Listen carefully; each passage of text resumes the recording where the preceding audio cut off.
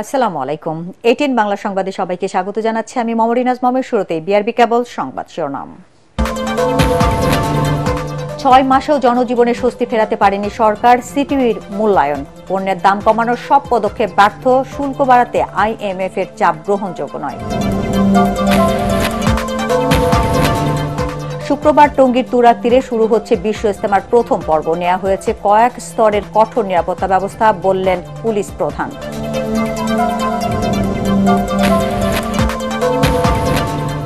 সরকারকে সঠিক পথে আনতে প্রয়োজনে আন্দোলনে যাবে বিএনপি, জানালেন সালাউদ্দিন আহমেদ। নির্বাচনে সরকার শক্তি ব্যবহার করলে ব্যাহত হবে জুলাই আন্দোলনের প্রেরণা। ৩০ ঘণ্টা পর সারা দেশে ট্রেন চলাচল শুরু। শিডিউল বিপর্যয় কাটিয়ে পরিস্থিতি স্বাভাবিক হতে আরও 2 দিন লাগবে, বলছে কর্তৃপক্ষ। ভোগান্তিতে যাত্রীরা।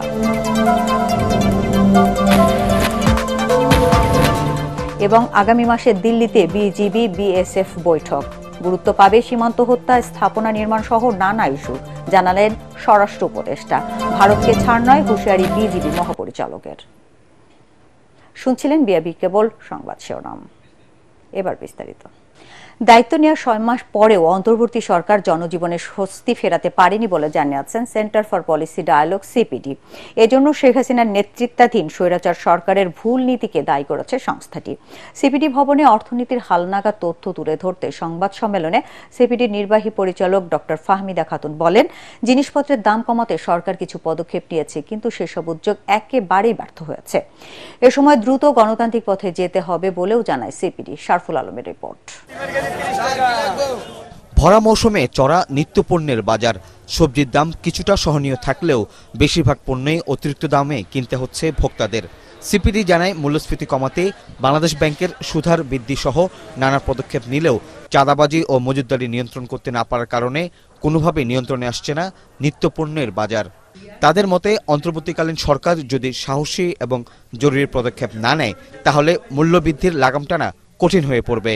অন্তর্বর্তীকালীন সরকার যে অত্যাবশ্যকীয় বিভিন্ন পণ্যের উচ্চ মূল্যস্ফীতির বোঝা কমাতে সরবরাহ শৃঙ্খলে চাঁদাবাজি, মজুতদারি, অযৌক্তিক মূল্য নির্ধারণের মতো অনিয়ম, এগুলো মোকাবেলা করা সম্ভব হয়নি সেখানে সরকার, তেমন যার কারণে সরকার বিভিন্ন পণ্যের দাম কমাতে পারছে না।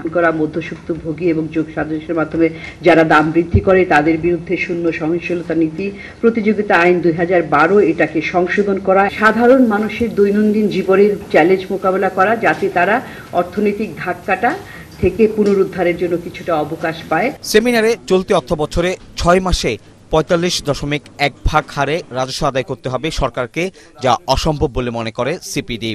পরিবর্তিত সময়ে যে সুযোগ এসেছে তাকে কাজে লাগাতে পারেনি অন্তর্বর্তীকালীন সরকার বলেও মনে করে সংস্থাটি।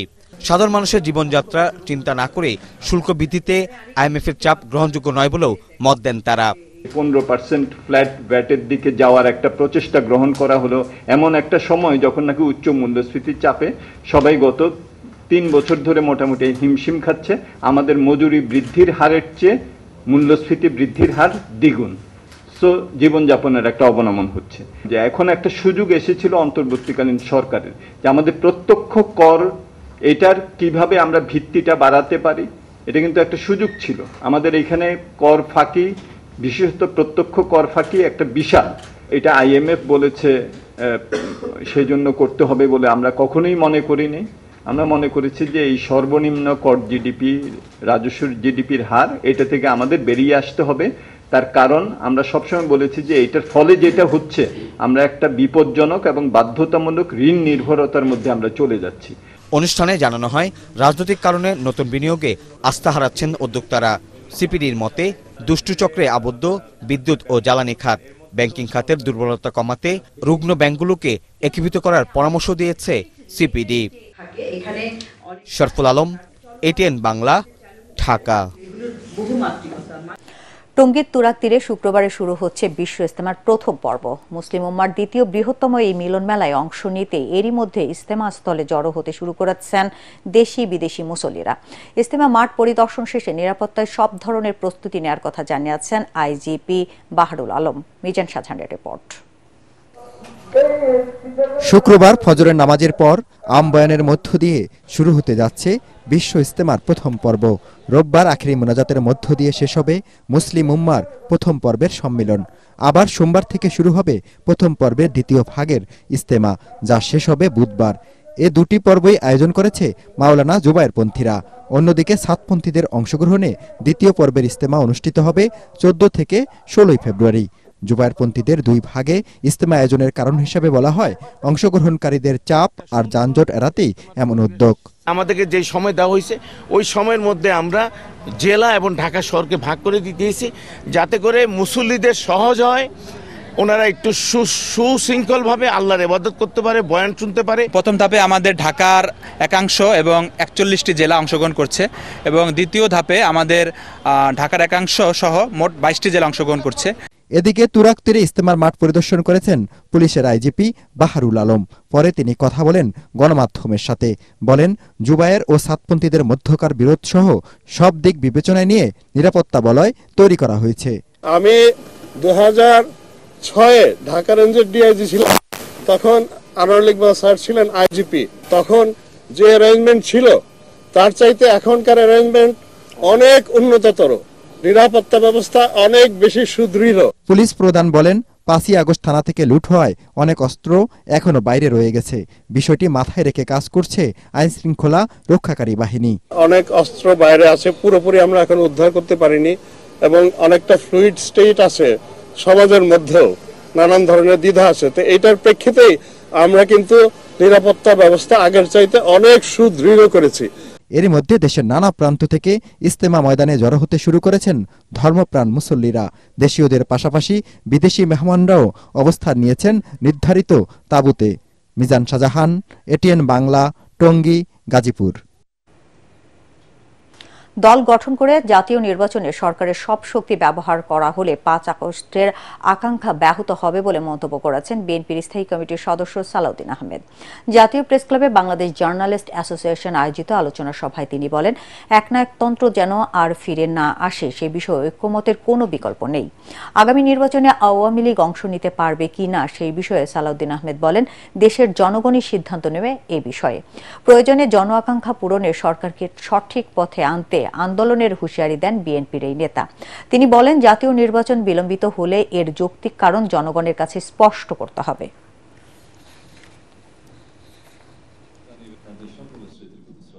আমরা ঐক্যমতের ভিত্তিতে ফ্যাসিবাদ বিরোধী জাতীয় ঐক্য ধরে রেখে সমস্ত সংস্থার প্রস্তাবগুলো আমরা আলোচনা করব। আমরা কিছু জায়গায় দ্বিমত হব এবং আমি বিশ্বাস করি অধিকাংশ জায়গায় আমরা একমত হব এবং সেগুলো আমরা দ্রুত বাস্তবায়নের জন্য অগ্রাধিকার নির্ধারণ করি। কিছু সংস্কার আমাদেরকে বাস্তবায়নের জন্য দীর্ঘমেয়াদে পরিকল্পনা করতে হবে, কিছু মধ্যমেয়াদে পরিকল্পনা করতে হবে, কিন্তু জাতীয় সংসদ নির্বাচনের জন্য স্বল্প মেয়াদী জরুরি অগ্রাধিকার ভিত্তিক সংস্কারগুলো আমরা নির্ধারণ করে তারপরে আমরা একটা সঠিক সময়ে নির্বাচনে যাই। যে নির্বাচনের সময়টা আমরা আমাদের দলের পক্ষ থেকে বলেছি জুলাই আগস্ট হচ্ছে একটি যৌক্তিক সময়। কর্মবিরতি প্রত্যাহারের পর রেল যোগাযোগ চালু হলেও কমলাপুর রেল স্টেশন থেকে 1 থেকে 1.5 ঘন্টা দেরিতে ছেড়েছে প্রতিটি ট্রেন। উৎকণ্ঠা আর ভোগান্তি মাথায় নিয়ে গন্তব্যের উদ্দেশ্যে রওনা দিয়েছেন যাত্রীরা। রেল কর্তৃপক্ষ বলছে, শিডিউল বিপর্যয় কাটিয়ে পরিস্থিতি স্বাভাবিক হতে আরও 2 দিন সময় লাগবে। আরও জানাচ্ছেন মুশফিকুর রহমান। অসুস্থ স্ত্রী ও বৃদ্ধা মাকে নিয়ে কিশোরগঞ্জ যাবার জন্য দীর্ঘক্ষণ অপেক্ষা করছেন এই যুবক। নির্ধারিত সময় পার হয়ে গেলেও ট্রেনের খবর নেই। ভোগান্তি অনিশ্চয়তা নিয়ে প্রহর গুনছেন কখন ছাড়বে ট্রেন। 10:30টার সময় ট্রেন। আমার ওয়াইফ অসুস্থ, আমার আম্মা আছে, বৃদ্ধ আম্মা। তো আমরা যাব কিশোরগঞ্জ। 10:30টায় ট্রেন থাকার ছাড়ার কথা, কিন্তু এখনো ট্রেন প্ল্যাটফর্মে নেই। ট্রেন চালক, গার্ড ও টিকিট চেকারদের কর্মবিরতির প্রত্যাহারের পর শুরু হয়েছে ট্রেন চলাচল। তবে শিডিউল জটের কবলে যাত্রীরা। সকাল 9টার টিকিট কাটছি, এখনো ট্রেন লাগায় না তিতাস। আইসা আর ওই যে বসে, মানে এখানে তো বসারও জায়গা নাই। আমরা মনে করেন যে এক ধরনের হ্যারাসমেন্ট হইতেছে। কয়টা বাজে দিব গাড়ি? কালকে থেকে ঘুরতেছে। ট্র্যাক ব্যালেন্সের কারণে নির্দিষ্ট সময়ে ছাড়তে পারছে না ট্রেন। রেল কর্তৃপক্ষ বলছে যোগাযোগ পুরোপুরি স্বাভাবিক হতে আরো 2 দিন সময় লাগবে। শিডিউল বিপর্যয়ের কারণে ঢাকা থেকে ছাড়ার কথা থাকলেও বাতিল করা হয় জয়ন্তিকা ও বুড়িমারি এক্সপ্রেসের যাত্রা। Well, I'm going to Shrimangal today, Jayantika Express. And someone tells me it's cancelled, someone said it's not cancelled, so I'm a little bit confused right now what's going on. বাইরে থেকে যেগুলো ছেড়ে আসছে ওগুলো আশা করতে সময় মতো পৌঁছাবে। কিছুটা ঢাকা থেকে যেভাবে ইঞ্জিনের কারণে কিছুটা লেট হচ্ছে, ওই ট্রেনগুলো কিছু সামান্য কিছু লেট হবে। লেটগুলো ইনশাল্লাহ আমরা 2-1 দিনের ভিতরে মেকআপ হয়ে যাবে। এর আগে মধ্যরাতে রেলপথ উপদেষ্টা ফয়জল কবির খানের সঙ্গে বৈঠকে দাবি দাওয়া মেনে নেওয়ার পর কর্মবিরতি প্রত্যাহার করে নেন শ্রমিক নেতারা। আমরা নিজের থেকে দুঃখিত প্রকাশ করতেছি এবং আমরা এখন থেকে আমি আমার স্টাফ ভাইদেরকে বলবো তারা যেন তাদের কর্মে ফিরে যায়। কর্মবিরতির কারণে কয়েক কোটি টাকার লোকসানের মুখে পড়ে রেল কর্তৃপক্ষ। দ্রুত এবং নিরাপদে গন্তব্যে পৌঁছাতে দেশের মানুষের ভরসা এখনো ট্রেনেই। স্বস্তির সেই বাহনের রানিং স্টাফদের কর্মবিরতির ফলে দুর্ভোগ নেমে আসে যাত্রীদের চলাচলে। আন্দোলনকারীরা কাজে ফিরলেও ট্রেন ছেড়ে যাচ্ছে বিলম্বে, ফলে নতুন বিড়ম্বনায় পড়েছেন যাত্রীরা। মুশফিকুর রহমান, এটিএন বাংলা, ঢাকা। এদিকে চট্টগ্রাম থেকে সকাল 7:30টার আন্তনগর সুবর্ণ এক্সপ্রেস ট্রেনটি সকাল 9:05 ঢাকার উদ্দেশ্যে ছেড়ে যায়। ঢাকাগামী আরেক ট্রেন চটলা এক্সপ্রেস সকাল 6টায় ছেড়ে যাওয়ার কথা থাকলেও ছেড়ে গেছে 8:10 এবং 7:50 সিলেটগামী পাহাড়িকা এক্সপ্রেস ট্রেনটি চট্টগ্রাম স্টেশন ত্যাগ করে 8:40। ট্রেন দেরিতে ছাড়লেও স্বস্তির কথা জানান যাত্রীরা। এদিকে খুলনায় শিডিউল বিপর্যয়ের কারণে ভোর 6টায় ঢাকার উদ্দেশ্যে ছেড়ে যাওয়া জাহানাবাদ এক্সপ্রেস ট্রেনটি বাতিল করা হয়। এরপর সকাল 7:15টায় প্রথম রূপসা এক্সপ্রেস ট্রেনটি চিলাহাটি উদ্দেশ্যে খুলনা স্টেশন ত্যাগ করে। তবে ট্রেন চালু হওয়ায় স্বস্তি প্রকাশ করেছেন যাত্রী ও ব্যবসায়ীরা। ফেসবুকে দেখলাম যে চলবে, তো প্রথমে বাসে যাওয়ার কথা ছিল, পরে ট্রেন যাবে শুনে ট্রেনেই যাবো আর কি। রাতে 3টায় যেহেতু দেখলাম একটা সমাধান হয়েছে, তো অল্প ঘুমের মাধ্যমে আমরা চলে আসি দেখতেছি যে বর্তমান পরিস্থিতি একটু স্বাভাবিক আছে। তো আশা করি এখন সুস্থভাবে যাইতে পারবো। আর যেই একটা শিডিউল আছে আশা করি ওটা ঠিক করে দেবে, যাতে সবাই প্যাসেঞ্জাররা সঠিক মতো যাত্রাটা ভ্রমণ করতে পারে। এখন এসে দেখি যে আবার শিডিউল বিপর্যয়, এটা স্বাভাবিক হয়েছে। তারপরেও ভালো লাগতেছে, যাত্রীরা তো মাইনে নিচ্ছে। ভারতের নয়াদিল্লিতে হতে যাওয়া বিজেপি বিএসএফ মহাপরিচালকের পর্যায়ের বৈঠকে পারস্পরিক আস্থা বাড়ানোর উপায় নিয়ে আলোচনা হবে বলে জানিয়েছেন স্বরাষ্ট্র উপদেষ্টা লেফটেন্যান্ট জেনারেল অবসরপ্রাপ্ত মোহাম্মদ জাহাঙ্গীর আলম চৌধুরী। তবে অতীতের মতো বাংলাদেশের পক্ষ থেকে কোনো ছাড় দেয়া হবে না বলেও জানান তিনি। সচিবালয়ে এই উপলক্ষে প্রস্তুতি সভা শেষে এসব কথা বলেন স্বরাষ্ট্র উপদেষ্টা। তিনি জানান, সীমান্তে চলমান অস্থিরতা, হত্যাবন্ধ, 150 গজের মধ্যে স্থাপনা না করা, ভারতীয় গণমাধ্যমে মিথ্যা তথ্য প্রচার বন্ধ ও অভিন্ন নদীর পানি বন্টন সহ বিভিন্ন বিষয়ে আলোচনা করা হবে দ্বিপাক্ষিক বৈঠকে। এ সময় বর্ডার গার্ড বাংলাদেশের মহাপরিচালক বলেন, বাংলাদেশের পক্ষ থেকে ভারতকে কোনো ছাড় দেয়া হবে না। নিজেদের স্বার্থ রক্ষায় বৈঠকে শক্ত অবস্থান নেওয়া হবে বলেও জানান তিনি। আগামী 17 থেকে 20 ফেব্রুয়ারি ভারতের নয়াদিল্লিতে বিজিবি বিএসএফ মহাপরিচালক পর্যায়ে 55তম বৈঠক অনুষ্ঠিত হবে নয়াদিল্লিতে। One of the main agenda border killing, one of the main agenda. অন্যান্য রিভার ডিসপিউট যেগুলো ওরা এখন ডিমার্কেশন করছে না, ওগুলো মেইন এজেন্ডা।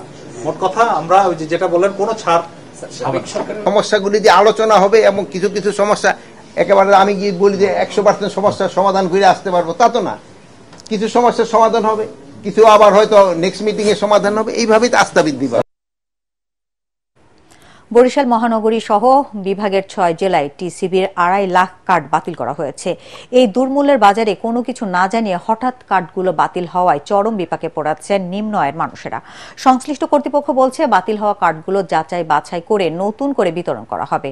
বরিশাল প্রতিনিধি মোহাম্মদ হুমায়ুন কবিরের পাঠানো রিপোর্টার জানাচ্ছেন আসিফুর রহমান সাগর।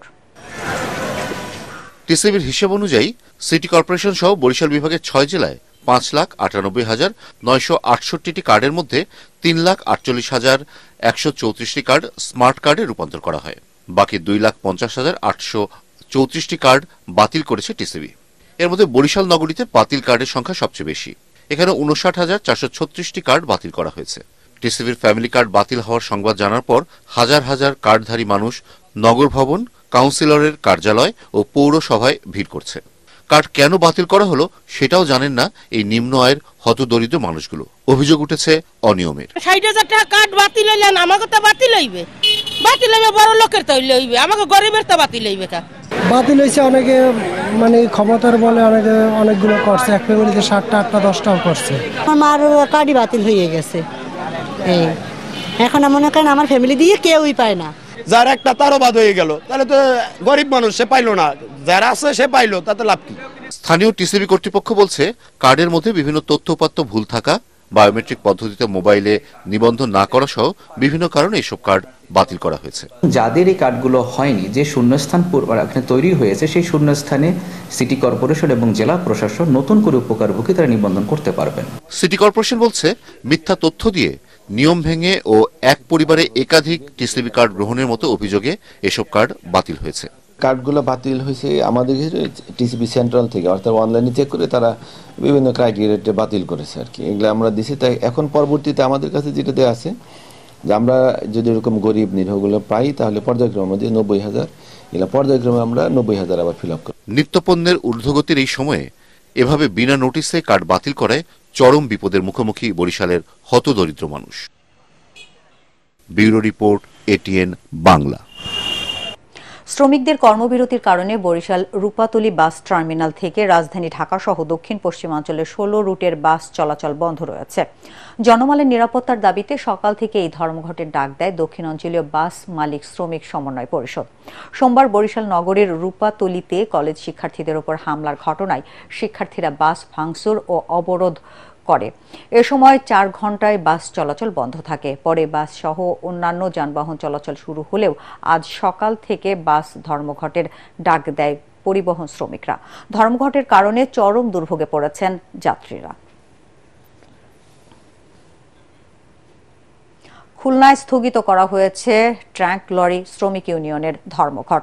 মধ্যরাতে বৈঠকে প্রশাসনের কাছ থেকে আশ্বাস পাওয়ার পর কর্মসূচি স্থগিত করা হয়েছে বলে জানিয়েছেন বিভাগীয় জ্বালানি তেল পরিবেশক সমিতির সাধারণ সম্পাদক মোরল আব্দুস সোফান। সকালে খুলনার 3টি ডিপো থেকে তেল উত্তোলন ও পাম্পগুলোতে তেল সরবরাহ শুরু হয়। গত রোববার দুপুরে খুলনার ডিবি পুলিশ শ্রমিক নেতা আলী আজিমকে একটি মামলায় গ্রেফতার করার পর ধর্মঘট শুরু করে ট্রাক লরি শ্রমিক ইউনিয়ন। জয়পুরহাটের পৌর এলাকায় পানি নিষ্কাশন ড্রেনের বরাদ্দ বাতিল হওয়ায় ক্ষতির মুখে এলাকাবাসী। 2021 সালের 350 মিটার ড্রেন নির্মাণের 1.5 কোটি টাকা বরাদ্দ দেয় স্থানীয় সরকার মন্ত্রণালয়। অর্ধেক কাজ শেষ হওয়ার পর বাতিল হয় বরাদ্দ, থেমে যায় নির্মাণ কাজ। বাকি কাজ শেষ না হলে আগামী বর্ষায় পানি জমে ফসল নষ্ট ও জলাবদ্ধতার আশঙ্কা কৃষকদের। জয়পুরহাট প্রতিনিধি রফিকুল ইসলাম রফিকের পাঠানো রিপোর্ট আর জানাচ্ছেন তামান্না জেনিফার। জয়পুরহাট পৌর এলাকার বুলুপাড়া রূপনগর স্টেডিয়াম পাড়াবাসীর চলাচল ও দ্রুত পানি নিষ্কাশনের জন্য 2021-22 অর্থ বছরে স্থানীয় সরকার মন্ত্রণালয়ের গুরুত্বপূর্ণ নগর অবকাঠামো উন্নয়ন প্রকল্পের আওতায় 350 মিটার ড্রেন নির্মাণের জন্য 1,41 লাখ টাকা বরাদ্দ দেওয়া হয়। কিন্তু 167 মিটার ড্রেন নির্মাণের জন্য 70 লাখ টাকা ব্যয় হবার পর কোনো কারণ ছাড়াই বন্ধ হয়ে যায় নির্মাণ কাজ। ফলে ফেরত যায় বরাদ্দকৃত টাকা। এতে প্রায় 400 বিঘা জমির ফসল হুমকির মুখে পড়ে।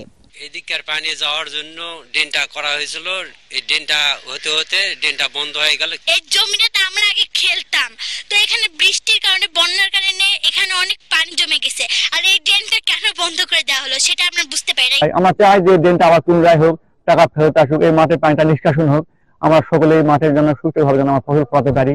রাজনৈতিক বাধায় নির্মাণ কাজ বন্ধ রয়েছে জানিয়ে চলতি বছরে নতুন করে ড্রেনটি নির্মাণের উদ্যোগ নেওয়ার আশ্বাস দিয়েছে পৌরসভা কর্তৃপক্ষ।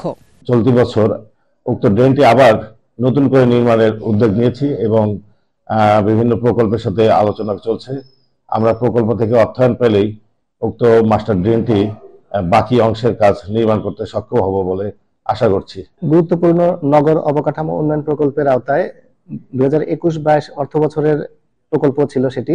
এটা অনেক আগের কাজটির যে অবশিষ্ট অংশ আছে তা আমরা সরজমিনে পরিদর্শন করে বিধি মোতাবেক প্রয়োজনীয় ব্যবস্থা গ্রহণ করব। জনগণের ভোগান্তি দূর করতে অবশিষ্ট ড্রেন নির্মাণের দ্রুত পদক্ষেপ নেওয়ার তাগিদ এলাকাবাসীর। Bureau report, ATN Bangla.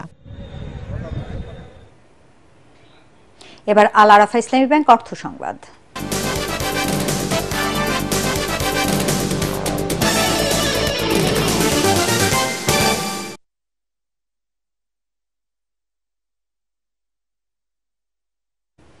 আমদানি নির্ভরতা কমিয়ে দেশে তেলের চাহিদা মেটাতে বিনামূল্যে সরিষা বীজ দিচ্ছে আদ্দিন ওয়েলফেয়ার সেন্টার।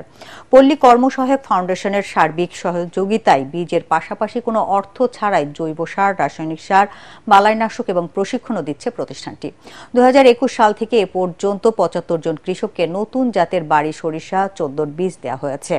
অল্প সময়ে অধিক ফলন হওয়ায় দিন দিন নতুন জাতের সরিষা চাষে ঝুঁকছেন কৃষকরা। যশোর থেকে তামান্না ফারজানা রিপোর্ট, আর জানাচ্ছেন মুশফিকুর রহমান। হলুদ সরিষা ফুলে ছেয়ে গেছে ফসলের মাঠ। নতুন জাতের বাড়ি 14 ও ফলন নিয়ে যে দুশ্চিন্তা ছিল তা কেটে গেছে। মাগুরা জেলার মোহাম্মদপুর উপজেলার রসুলপুর গ্রামের কৃষকদের চোখে এখন অধিক লাভবান হওয়ার প্রত্যাশা। পল্লী কর্মসহায়ক ফাউন্ডেশনের আর্থিক ও কারিগরি সহযোগিতায় আদ্দিন ওয়েলফেয়ার সেন্টার বাড়ি 14 সরিষা চাষে কৃষকদের উদ্বুদ্ধ করেছে।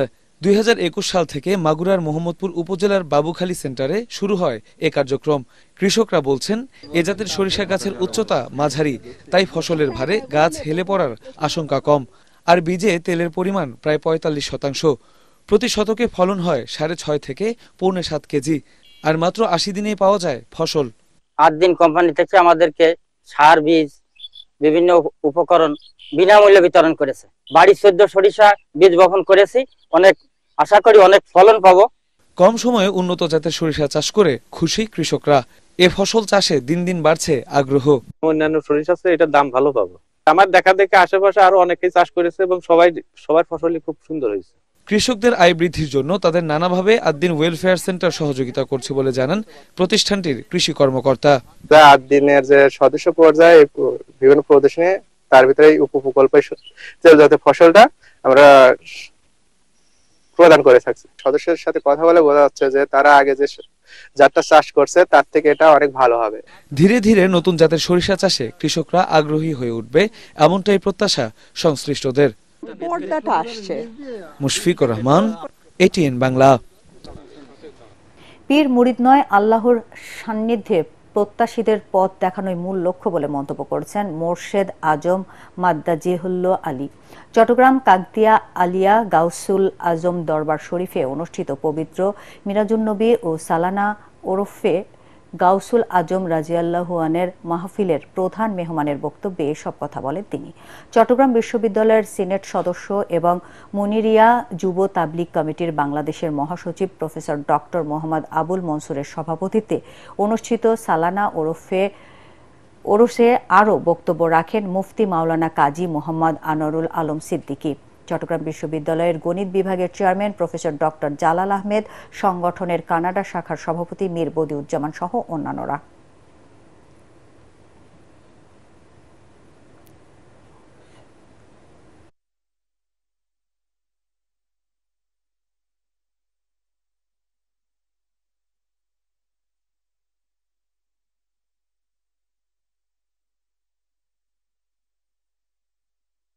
এবার পার্টেক্স খেলার খবর।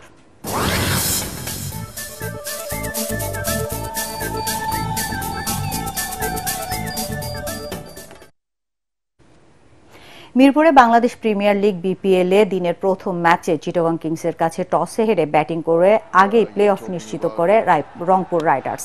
প্লে অফ নিশ্চিত হলেও শীর্ষ 2-এ থাকতে চাইবে রংপুর রাইডার্স, কারণ কোয়ালিফায়ার খেলতে পারলে আরও একটি সুযোগ পাবে তারা। এক্ষেত্রে চিটাগং কিংসকে হারানোর বিকল্প নেই তাদের। এদিকে রংপুর রাইডার্স ছাড়াও সিলেট স্ট্রাইকার্স ও ফরচুন বরিশালের বিপক্ষে খেলা বাকি আছে চিটাগংয়ের। 3 ম্যাচের সবকটিতে জিতলে সরাসরি প্লে অফ নিশ্চিত হবে কিংসের। তবে 2 ম্যাচ জিতলে তৃতীয় হয়ে শেষ 4-এ জায়গা পাবে তারা। শেষ খবর পাওয়া পর্যন্ত রংপুরের সংগ্রহ 4 উইকেটে 67 রান। রাজকোটে তৃতীয় টি20তে ভারতকে 26 রানে হারিয়েছে ইংল্যান্ড। এতে 5 ম্যাচের সিরিজে 2-1 ব্যবধান কমেছে সফরকারীরা। টস হেরে ব্যাটিংয়ে নেমে 7 রানে ফিল সল্টের উইকেট হারায় ইংল্যান্ড। এরপর 76 রানের জুটি গড়েন বেন ডাকের আর জস বাটলার। 24 রানে আউট হন বাটলার। 28 বলে 51 রান করেন বেন ডাকেট। এরপর লিয়াম লিভিংস্টনের 24 বলে 43 রানের ইনিংসে 9 উইকেটে 171 রান তোলে অতিথিরা। 5 উইকেট নেন বরুণ চক্রবর্তী। জবাবে 9 উইকেটে 145 রানের বেশি তুলতে পারেনি ভারত। সর্বোচ্চ 40 রান আসে হার্দিক পান্ডিয়ার ব্যাটে। চ্যাম্পিয়ন্স লিগে নকআউট পর্বের আশা বাঁচিয়ে রাখতে রাতে ক্লাব ব্রাগার বিপক্ষে মাঠে নামছে ম্যানচেস্টার সিটি। 7 ম্যাচ শেষে 8 পয়েন্ট নিয়ে নম্বরে আছে পেপ গার্দিওলার দল। সেরা 24 থেকে প্লে অফ খেলতে জয় ছাড়া বিকল্প নেই ম্যান সিটির। চ্যাম্পিয়ন্স লিগের শেষ ম্যাচে 2 গোলে এগিয়ে থেকেও পিএসজির বিপক্ষে 4-2 গোলে হেরে মাঠ ছাড়ে কেভিন ডি ব্রুইনেরা। তবে প্রিমিয়ার লিগে চেলসিকে হারিয়ে সেই হতাশা কাটিয়ে উঠে ম্যানচেস্টার সিটি। অন্যদিকে সেরা 24-এ জায়গা করে নিতে ড্র করলেই হবে ক্লাব ব্রাগার। আর রাত 2টায় মাঠে নামবে দুদল। শেষ করার আগে বিআরবি কেবল সংবাদ শিরোনাম আরেকবার। 6 মাসেও জনজীবনে স্বস্তি ফেরাতে পারেনি সরকার। সিপিডির মূল্যায়ন, পণ্যের দাম কমানোর সব পদক্ষেপ ব্যর্থ। শুল্ক বাড়াতে আইএমএফ এর চাপ গ্রহণযোগ্য নয়। শুক্রবার টঙ্গীর তুরাগ তীরে শুরু হচ্ছে বিশ্ব ইজতেমার প্রথম পর্ব। নেওয়া হয়েছে কয়েক স্তরের কঠোর নিরাপত্তা ব্যবস্থা, বললেন পুলিশ প্রধান।